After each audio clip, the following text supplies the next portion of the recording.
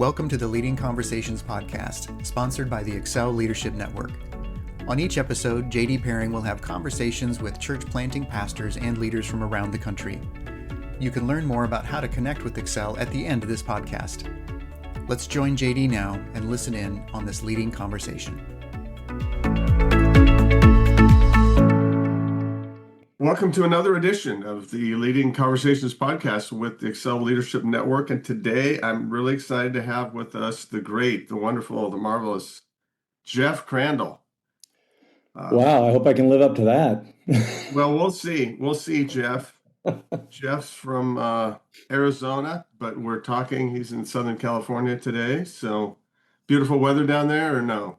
Yeah, it's great now. It has been raining, but the last couple of days have been beautiful. Good. Well, you've got a pretty good story and the long and winding road. So, hey, tell us how you came to Christ as a kid growing up. What was happening there? Yeah, I get a pretty crazy story. I'm kind of right in the middle of six kids. My dad was a baseball player and 11-time All-Star with the Milwaukee Braves. And so I grew up with a famous dad. I didn't know he was famous. I just knew he was gone a lot and played. Well, I remember manager dad. So my older brother remembers baseball player dad. And it's funny how 6 years makes such a huge difference in the memories.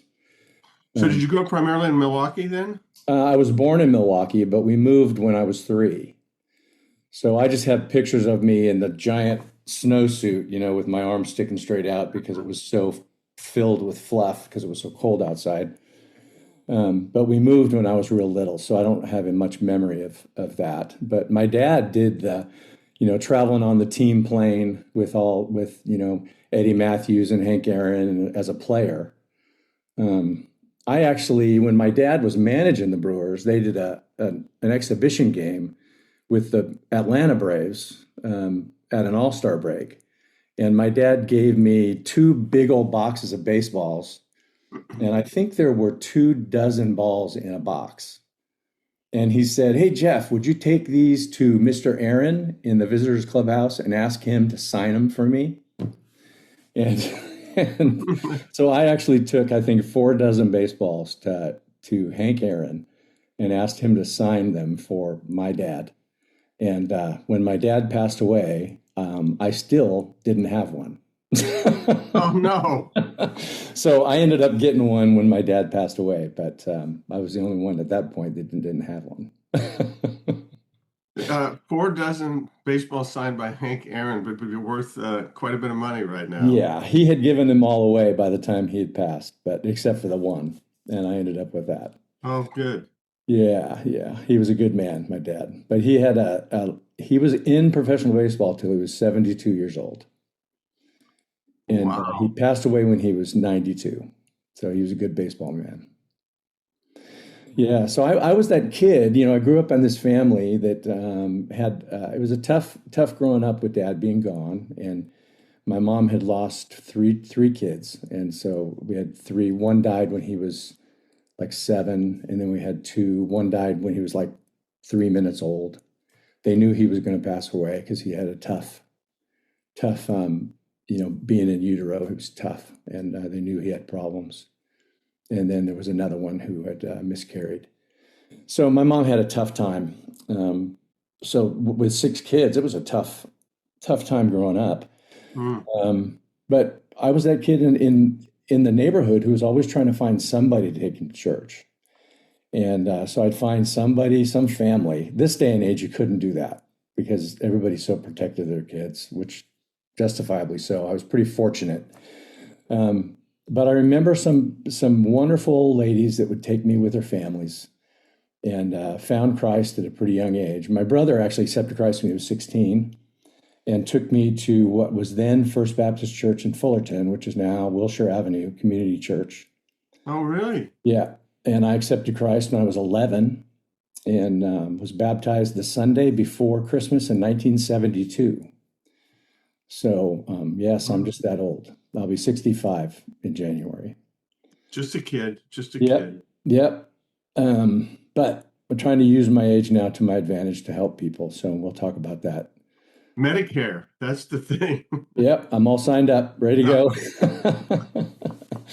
Yeah, so I accepted Christ at that age, and at that same church, I met my wife, and she was the wonderful age of 14, believe it or not, and I was 16, and we started dating and been married for we got married in '83, so we've been married a long time, and it's been great. We've been done ministry together, and she's stuck it out with me.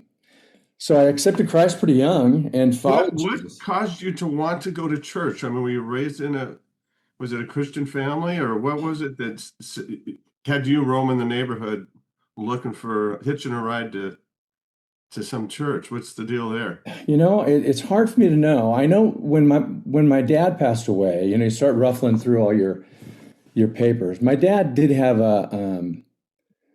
my dad had a really he was a good man who I knew had a faith in Christ, and early in the 70s, he was discipled by a man in Fullerton who met with him regularly to help him understand Christ. But he was never a regular churchgoer, and that frustrated me.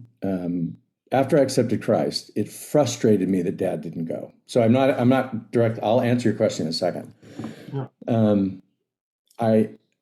After he passed away, I talked to the chaplain for the Angels, and I asked him directly. I said, "How come my dad didn't go to church? Can you help me?" And he said, "Well, being a chaplain to the Angels, I can kind of help you." So these guys are celebrities at every church they go to, and I can imagine it was the same thing with your dad. And I said it was. Every time he went to church with me, the pastor would say, "Hey, Jeff Crandall's here," because he was a celebrity in Fullerton. And he didn't make the kind of money that they make today. I mean, he not in anywhere close. And these guys just want to be a regular person. They want to just go to church and sit in the seat or the pew, or they want to be like everybody else and not be noticed. Just be, "Hey, Del," But everywhere they go, somebody recognizes them. And nowadays, pastors probably see them as a tithe, as a giver. Yeah. And so it's hard for them to go. And this chaplain said, "I don't even know any of the guys that are really strong Christian believers on the team for the Angels at the time that are regular church attenders, because they have the same problem. They just are not treated like regular people." Yeah, that makes a lot of sense. Yeah. So to answer your question, I think I picked up that, and my mom and dad did make a profession of Christ early in their marriage when they started having children, but never really started attending church regularly. So I think I must have picked something up. I was the responsible child. I wanted something better than what I was getting at home, because we weren't getting any Christian stuff at home. But I knew there was something good, and I wanted something better. And I knew enough to know there was a God. And so I wanted to go to church. And so when my brother accepted Christ, I was like, "Yeah, I'm in. Take me, please." And so the other kids didn't go right away. But I was, let's go. And so I had a chance to share Jesus with my siblings, and was able to lead some of them to Christ. Oh, that's really cool. Which was was there a call to ministry in there, or? Yeah, when I always felt, like I was in the leadership team in junior high school, and when I got to high school, I was included in on the leadership team. Richard Cathers, my youth pastor, included me in the leadership team in high school and discipled me throughout my high school years. And in 1978, when I went to youth camp up at Forest Home, on the Thursday was always, like, traditionally on Thursday night of that summer camp, it was, hey youth people, before you get to college, you should consider being a missionary. Yeah. And so I was sitting there listening to the message that night, and it's like, JD, it was like it was yesterday. God made it so powerful in my life. He made it so I would never forget it because he knows I'm forgetful. And so I was sitting there. In fact, Jenny and I were dating at the time. And I remember that day, I'm 17 and she is 15, and we get in a fight. It's a stupid teenager fight, like they all are. But God knew that if I was sitting with her, I would be tickling her and flirting with her, and I wouldn't be paying attention. And so he made it so I would be pouting in the third row all by myself without any youth people to distract me. So I was sitting up in the front, just really listening, feeling sorry for myself, really listening to what this guy had to say. And he was telling a story about a guy who was in the hospital who had cancer. And this guy was 66 years old. And I remember thinking, gosh, he's old. He's about ready to die because he's 66. Yep. And then he was telling us about how he had cancer, and they had done all the treatments they could do. And so there really was nothing else he could do. He was about to die. And all his family had left. This pastor was alone with him. And so he asked the guy, he said, now that it looks like, you're about ready to go to heaven and be with Jesus, is there anything that you've been holding on to that you just feel like you need to let go before you go meet with Jesus? Something that you just feel like, hey, I just need to tell somebody. And so he looked at this pastor and he said, when I was in college, I really felt a call to missionary service. And I didn't go. I was afraid. I was afraid of all the things that, missionaries are afraid of. I was afraid I was going to live in a grass hut and have to go minister to pygmies and, have my head shrunk or something, all the things that most missionaries don't do. Most missionaries live in a regular house and, do regular things. But he said at the time, I didn't know that. I was just afraid. I didn't want to raise my own salary and, all the stuff. And so I just told God no. And I went and got my business degree and lived in a big house and had the whole American dream. And at some point in time, I thought I could do it when I retire. And now instead of retiring, I'm going to die. And so I just really messed up. And God somehow told this guy when he was, a 17-year-old kid, God told me, Jeff, you're going to be a minister of music. And because they didn't have worship pastors back in those days. They were all ministers of music. For the most part, wore three-piece suits to work and wore robes to lead worship and had choirs and used hymnals. I wasn't from a Calvary Chapel tradition. I was from a Baptist tradition. And I just told God that night, I said, God, I'm not even sure I could go to college. I'm not a good student.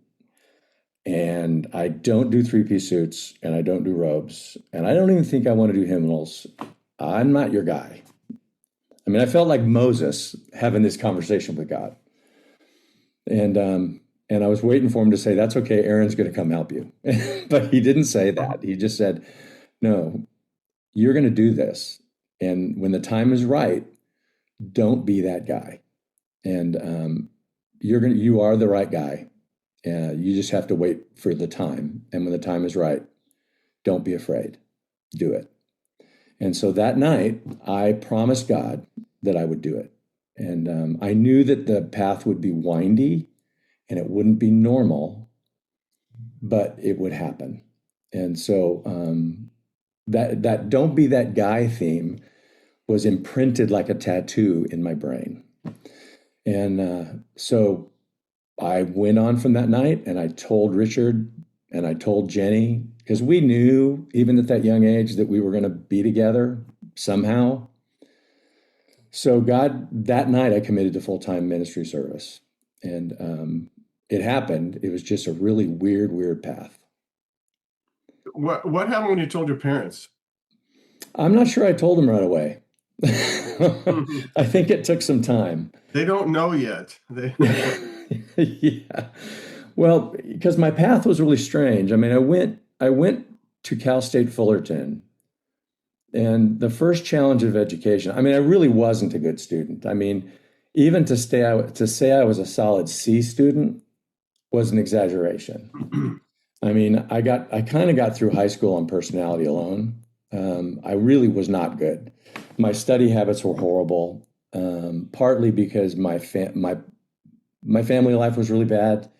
My mom's issues, the multiple kids, my dad being gone all the time. I mean, people think it's glamorous to have dad as a Yeah. famous baseball player, but it's difficult. Um, and so I didn't have good habits. And plus, I found out later in my late 20s that I had a learning disability. So Okay. I became a drummer in a punk rock band. That was my first music education. I went to Cal State Fullerton for 3 semesters, took 3 semesters of music theory, and then a few other classes some of them I dropped out of before I got an F. Uh-huh. Um, so I watched the calendar real carefully and went, oh, I better get out. I remember those days. Yeah. If I don't drop by Friday, I'm in trouble. Yeah. And so, excuse me, my cousin and I, Mike Stand, everybody knows him by, but we started the Altar Boys in 1982. And we had a band called Image before that, but we started Altar Boys. That's the one that most people would know. And we toured and recorded. It's really one of the first Christian punk rock bands, and we were together for 11 years.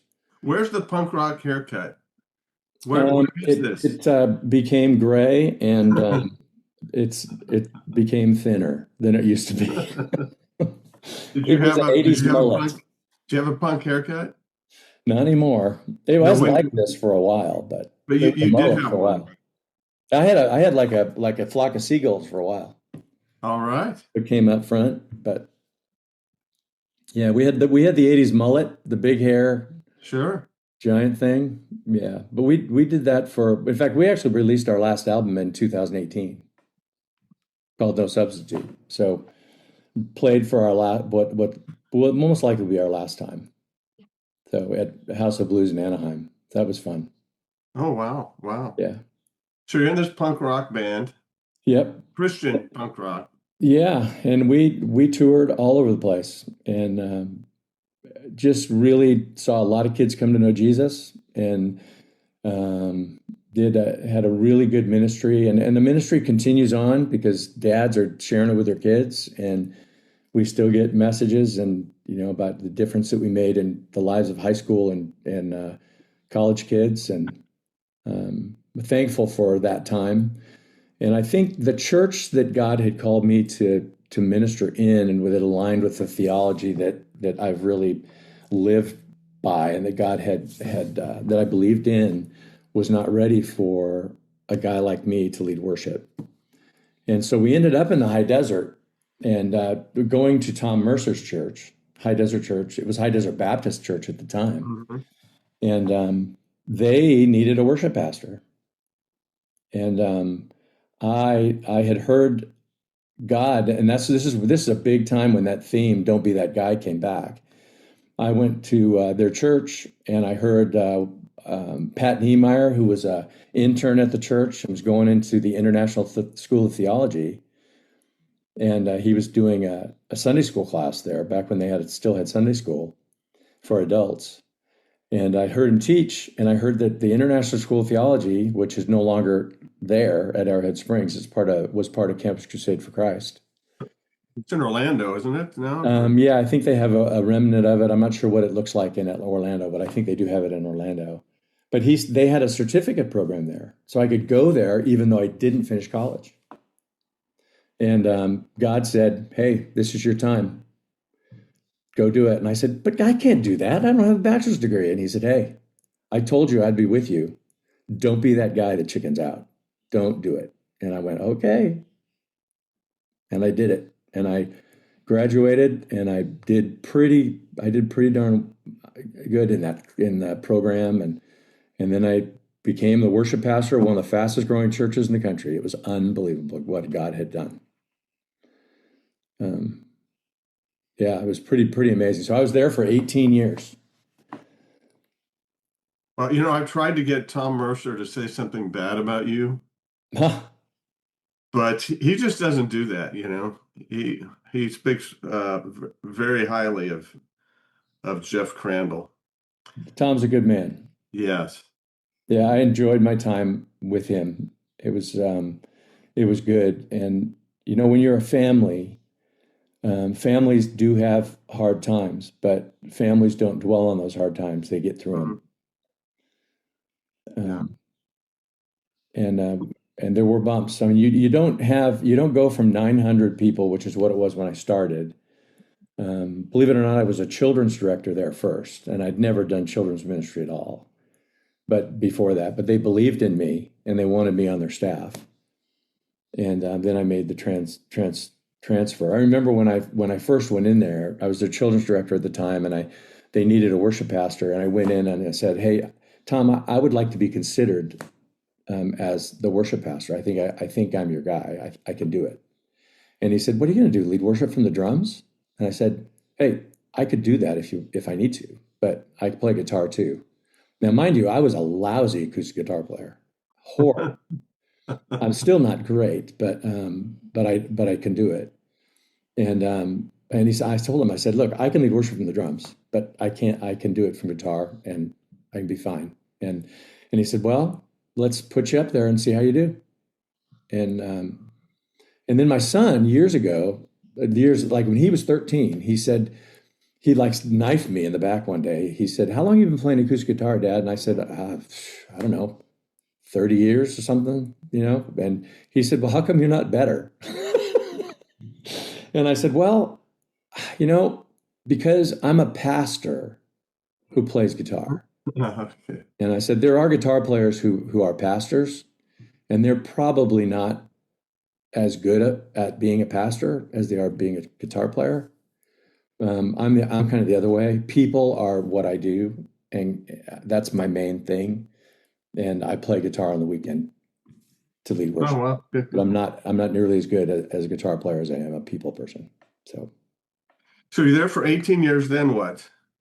well, I left there. There were a lot of reasons why. I had some health issues, and it is very difficult. The ministry that I started from 10 people when we were 900 grew to be 150 people, and included multiple bands, a choir, a horn section. I had an arranger on staff with me, plus a part-time worship leader. Became hard to manage, and I had some health issues. I developed lung disease and an immune system thing and some other issues. So with all those things, it became pretty hard to manage. And it just became, they hired somebody else to do that position because of the size of it. And I left for Tucson for a friend of mine needed a worship leader. And so I thought, well, let's go try a smaller church and see how that works. And it worked well for close to 5 years. And I found out that the management skills you learn at a really, really big church don't necessarily work at a small church. And so after 4 years, I left there and started focusing on mentoring worship leaders. And I helped a couple of church plants get started. And I loved that. I was with Worship Catalyst, mentoring worship leaders, and I mentored like 70 worship leaders across the country that were specifically for church planting. And that was a great experience. Some of these guys, I was pretty sure weren't believers yet. And because some of church planters, I mean, that's what you do, right? You do church planting, And some of these church planters, they're just trying to get somebody to do music. And Yep. Sometimes it is a matter of, hey, I need a guy who has at least a heart that's open, and they're leading somebody to Christ who can do music and is willing to do it. And so it gave me a chance to share the gospel with some of these young guys, and they were willing to learn, and they had a good heart. And I would do it in threes, and a lot of that was during the COVID time. So we were on Zoom anyway, which was convenient because we were in Boston or Miami, San Diego. I was in Tucson, so they were all over the country, Seattle, and Kansas City, and Salt Lake City, and everywhere. So I loved doing that. 70 different guys in groups of 3 over Zoom. And some of those guys I'm still good friends with, and we contact each other by text usually every week. and just encourage each other and pray for each other, and just commit to stay accountable in the best way we can over text messages. It's good to know that somebody's praying for you when you need it. Sure. Yeah, so I did that, and then after COVID broke, I actually took a position in Phoenix that was at a church that was looking for a worship leader, and first they just needed somebody to sub at Easter time. They lost their worship leader, and their team was volunteering, and it opened my eyes to a whole new issue in some of these small churches, and their team was getting tired. And their pastor knew it. And I went up there just to kind of give them a break for a month. And when I was going up there, I was 60 years old. So I know that 60 years old, for a worship pastor, that ship has sailed, right? Nobody's chomping at the bit to hire a 60-year-old worship pastor. So I figure, hey, I'm going to go up and help this guy for a month. I could use the money. He's going to put me up in a hotel. He's going to pay me a couple $100, $250 a week to drive up to Phoenix. Then I go back to Tucson. It's easy. Well, the first week I go up there, they look at me and say, "How are you getting these people to sing?" And I'm thinking, well, you pick songs they know, you put it in keys they can sing. I don't think it's that hard, But I realized, that this is something that a lot of worship leaders don't think of, because they're picking songs that they know in keys that they can sing instead of the keys that the people can sing. So what I think is not a no-brainer, worship leaders aren't even thinking of. So they ended up offering me a job, and I wasn't looking for a job. And I was real clear with them. I said, "Now, you sure you want to hire a 60-year-old worship leader? Because I don't want to move up here. And then, because it's 2 hours away from Tucson, I don't want to sell my house that I love and move up here that's more expensive, and then find out in 6 months that you and your church doesn't want a 60-year-old worship leader. You really wanted a 30-year-old worship leader." And so I stayed there for 3.5 years. And then I had ramifications from COVID caused me to have to leave there. So I wasn't there for very long. I knew I wasn't going to be there for very long anyway. So that was in the calculations for Jenny and I. So then I ended up leaving there. I left them in better position than when I got there, which was my goal. Build up their team, get them healthy. Every church I've been to was way healthier than when I got there. So that was the goal. I hit my goal, and then I was able to leave. But what it opened up to me was a real need for small churches to be cared for. Almost every ministry that ministers to worship leaders is designed to minister to big churches. There are a lot of great ministries that put on conferences, national conferences, or do. I'm intentionally not mentioning them because I don't want to burn any of them, because they're all great. Sure. That have mentoring programs. They're $500 a month, $300 a month. Well, if you're volunteering or getting $50 a week at a small church, you can't afford to go to those things, and a church can't afford to send you. The 68% of the churches in the country are under 100. Well, they can barely afford to pay a pastor, and barely afford to pay a worship leader a small amount of money just to say thank you for leading worship every week. So how do they send people to things or bring in a consultant to help them to do better? So my wife and I have had a ministry for a number of years called Arizona School of Worship. So that kind of brings us to the now, what we're doing. So that's kind of morphed into a ministry that focuses on these small churches.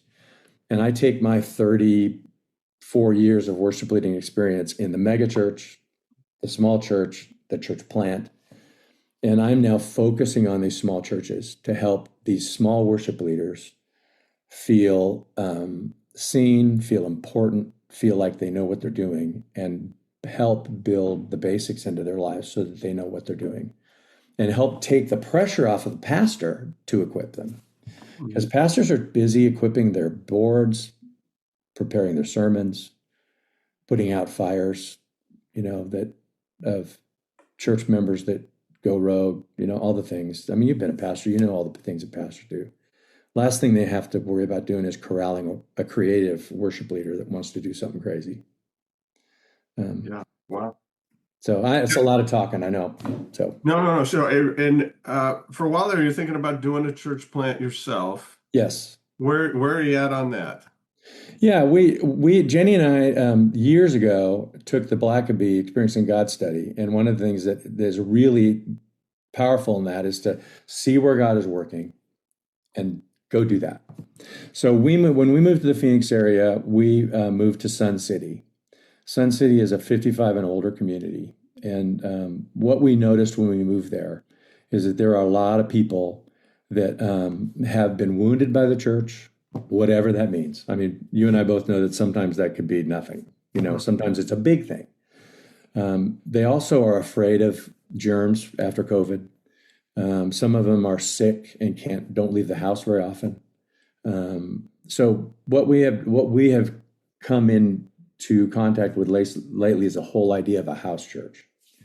And what we've really been praying about and have decided to do is do a house church in our home.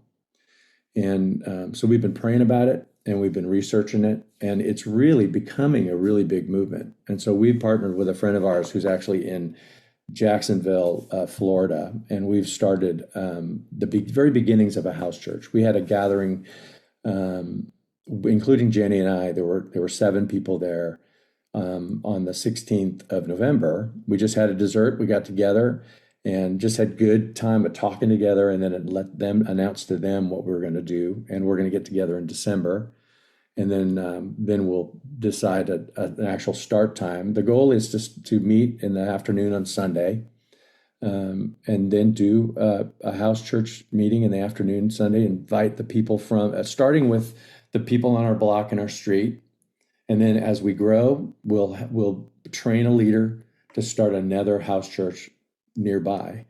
In Sun City, the way that the community works, it grows in the wintertime, and then people go to their summer homes. Right. Nobody wants to live where it's 120 in the summertime.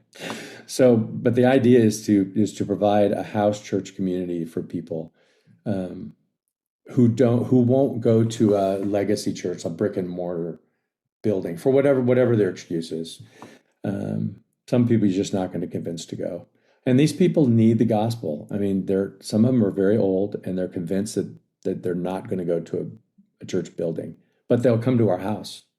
You think your dad would go to something like that? Would have? I think he would have. Yeah. Because in the neighborhood, he was just Dell in our neighborhood. He wasn't the famous baseball player. Right. Right. Now, are you still doing the Arizona School of Music? Yeah. What we're doing right now, we have 4. The way we're doing Arizona School of Worship is we're scheduling 4 worship leader gatherings, and we did one of them in October, and then we have 4 of them scheduled that get us to April. And we haven't decided what we're going to do in the summertime, because in the summertime in Arizona, especially in the Phoenix area, just everything changes. And so we'll probably do something, but either we'll just go out with a big bang and then wait until the fall, or we'll do one thing in the summer. We're going to meet with our board and kind of figure out what the summer's going to look like. But I know we're going to meet one time until April, and then we'll figure out what May looks like, and then go from there. And are you still coaching worship leaders? Yes. Yeah. So if somebody wants to be coached, how do they contact you? Yeah, the best way to go is to go to ArizonaSchoolOfWorship.com. And there's a phone number there, and there's a form you can fill out on there. They can email me through the website. Great. Yeah, and I definitely would coach them through there. And by the way, I don't right now charge for that, because people working in that kind of situation are not paid normally. And so to charge them I'm charging them for something they're not getting paid for. So the best thing to do, if you really believe in small churches, and like I said, 68% of the churches in the country are small, and you want to support this kind of ministry, you can go to the website, ArizonaSchoolOfWorship.com /give, and you can donate to our ministry if you want. Don't change your giving to Excel, however, but if you want to give something extra, you There can you come go. and give to ours. There you go. Hey, thanks for sharing your story. Give us, and you've given a couple, but give us a leadership tip. You've been doing this for a while. Yeah, most of my ministry, in fact, God has only really called me to be a worship pastor. So I'm gonna give this worship tip, this ministry tip or leadership tip actually does bleed over in everything. But good worship comes from good relationships, and worship ministries have been going towards the easy, and they've been taking rehearsals out of the week and just been going to let's rehearse quick on Sunday and do church. But I believe that churches know when the worship team have relationships together, and if you shortcut your relationships as a worship team, people can tell. And if you build relationships with your team, your worship in church is better.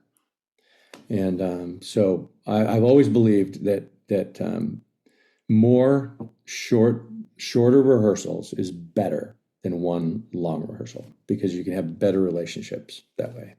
So I hope that makes sense. No, that makes sense. That's great. That's I believe that I agree with you, but I hadn't thought about that before. And when anybody in the ministry, when they're getting along, when they love each other, when they like each other, or when that, hey, they're working together, it shows no matter what it is. But obviously in something like worship where you have people on stage. So Yeah.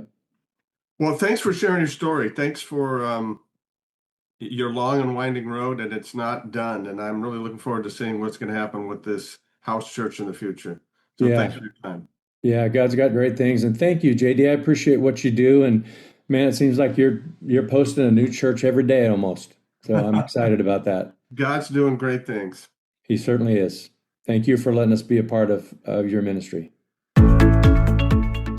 Thanks for joining the Leading Conversations podcast. We hope that you found it both helpful and encouraging. At Excel Leadership Network, our focus is on the church planter rather than the church. If you'd like to find out more about us, visit our webpage at excelnetwork.org. Don't forget to subscribe to this podcast so you don't miss any future episodes. See you next time with another Leading Conversation.